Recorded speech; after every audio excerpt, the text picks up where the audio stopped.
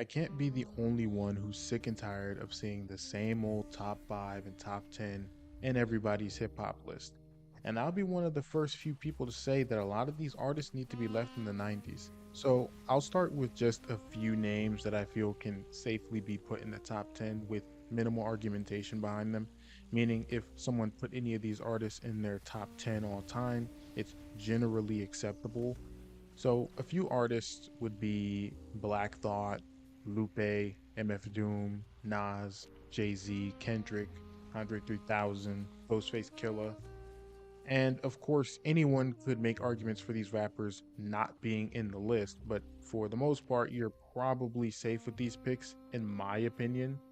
And you might be wondering about a couple artists that you don't see here that are very commonly in the top 10. So maybe you might be thinking about Tupac or Eminem or Kanye or Lil Wayne. These are artists that I feel if you wanted to, you could maybe argue them in the top 10, but I think it'd be pretty difficult because each of them have massive issues in their artistry and lyrical prowess that hold them back massively. But it is possible to argue them in the top 10. So I'll give a couple examples here. Tupac's lyrical ability isn't anything to write home about whatsoever. Everyone that is safely in the top 10 could easily wrap complete circles around him.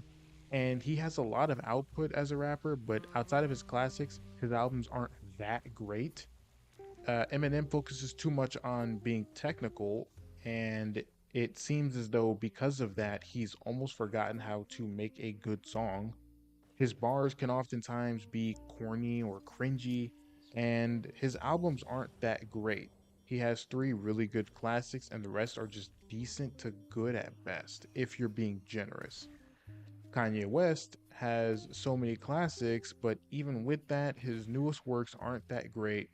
His lyrical ability is lacking extremely compared to other rappers, and because he has writers from time to time, we also don't know just how truly skilled he is. He's more of an album artist than anything. Lil Wayne has some classic work, but he's in a very similar place Eminem is in, where his recent works are not very good, and his ability to make a solid song has been suffering a lot lately. He's also just overall a one dimensional rapper because even his classics just consist of the same tricks.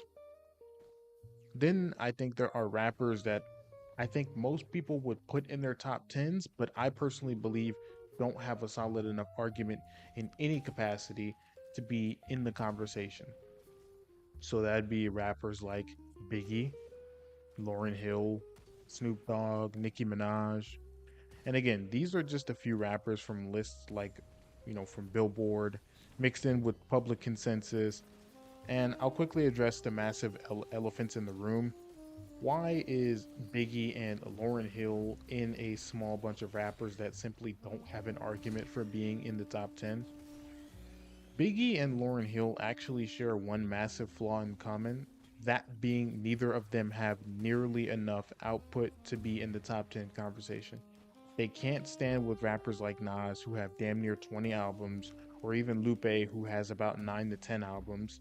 Biggie also doesn't have the lyrical prowess to stand next to guys like Black Thought or Ghostface, and he doesn't have more classics than virtually anyone on the list that I gave before.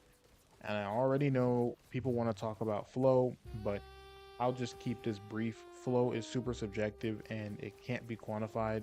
If I told you that Eminem had a better flow than Biggie, how would you go about proving that statement wrong? That's heavily dependent on who is listening. And even still, even if I wanted to engage in the whole idea of flow, Biggie still wouldn't get the crown because guys like Jid and Freddie Gibbs exist. Snoop Dogg is simply too basic in terms of lyricism and has only one classic, with the rest of his catalog being basically forgettable. And Nicki is way too pop on this to be on this list. As a lyricist, she can shine sometimes, but generally speaking, everyone else is more consistent than her and arguably doesn't even have a classic in her catalog. There are many rappers you could maybe throw in the mix, like Ice Cube, maybe even Mos Def, and many others that deserve their credit as far as being in the conversation of greatest rappers. But rather than harping on about who could be in the list, I want to shift my focus onto the culture and why we always seem to gatekeep the top 10 and hold on to the old heads. I feel as though hip hop is one of those few subcategories of a particular thing where a community simply gatekeeps who should be in the conversation every day. Seems like whenever you look at sports like basketball, they are more prone to saying someone is close to top 10 than in hip hop, for example. He's one of our most gifted scorers in this league, and he doesn't want to score. He wants to pass the ball. He wants to play the right way, which makes him extremely hard to guard. One of the smartest players I've ever been around. He can handle it, pass it, shoot it, score at all three levels. So he makes it look easy. The footwork, the timing, the vision, it all looks like second nature. That's why so many legends and current stars talk about him with so much respect. Guys who went up against Kobe, LeBron, KD, Curry are saying Luka has one of the toughest offensive bags they have ever seen. Defenders say he makes you feel slow. Coaches say you can't rush him. Players say the game moves in slow motion for him, not against him. Different eras, different schemes, different personnel, it doesn't matter. Everybody ends up admitting the same thing. Luka Doncic is almost impossible to stop. JID isn't even in many people's top 50, for example, because all people want to do is praise old heads when in actuality, there aren't many old heads that could keep up with JID. Question of all time means from beginning to now.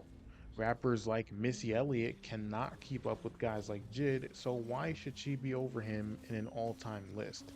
The level of consistency a guy like Denzel Curry is showing in his catalog is very good and is very difficult to see these days.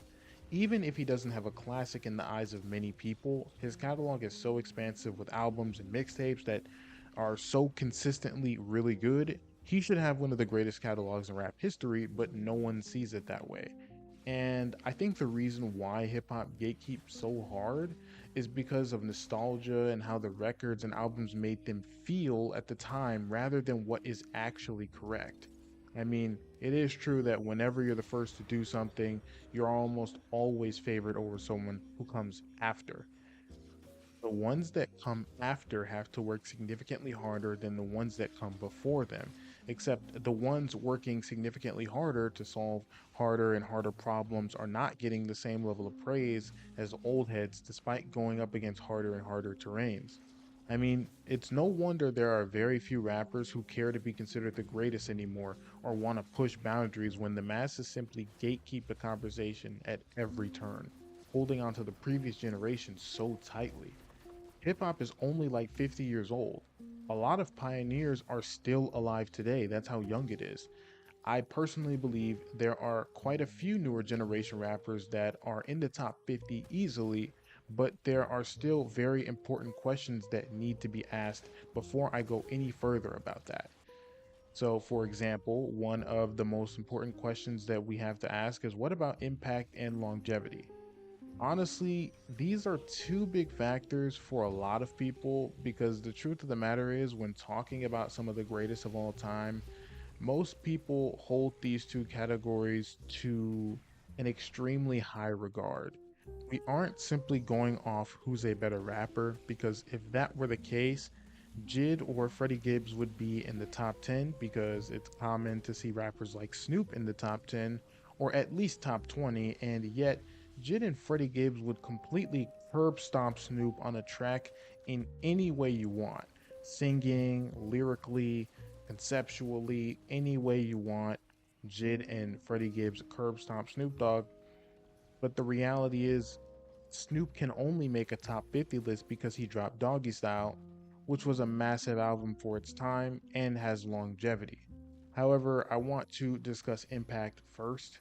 And I'm sorry, but impact shouldn't be held to as high of a regard as people hold it to. There are so many rappers that have impacted the game. Gucci Mane, Young Thug, and Future, for example, impacted trap rap in a massive way. Guys like X or Playboy Cardi even impacted rap with a new sound from out of the SoundCloud era. Those are far from the only rappers that impacted the genre in some way. We aren't even talking about ASAP Rocky, 50 Cent, Lil Wayne, DaBaby, and hell, even Takashi 69 and Lil Pump had the rap game in a chokehold when they entered the scene. Some impacts are greater than others, yes, but still just too common to be held to a standard that they are in most cases. Now, for longevity, which I can't even lie, is very important. That's part of the reason why a guy like Tekashi 69's music has seemingly faded out of existence in most cases, because he was in and out very quickly. If your music has staying power, that's a great sign you might be great. But the only problem is there are multiple categories for determining the GOAT, not just longevity. Most of the quote unquote GOATs don't even have longevity either. Outside of a few albums, how much staying power does Eminem or Lil Wayne have? Outside of Get Rich or Die Trying or Doggy Style, how much staying power does Snoop Dogg or 50 Cent have? Do they have any staying power musically? A guy like Nas has an extreme amount of staying power because he's thrived across multiple different decades and was still able to win a Grammy in the later half of his career. You can't say the same for someone like Biggie or Lauryn Hill.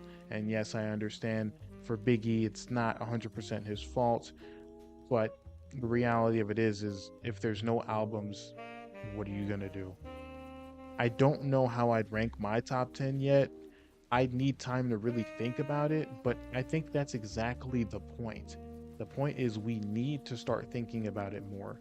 Forget the same old 5, 10, 15, 20 names we always see.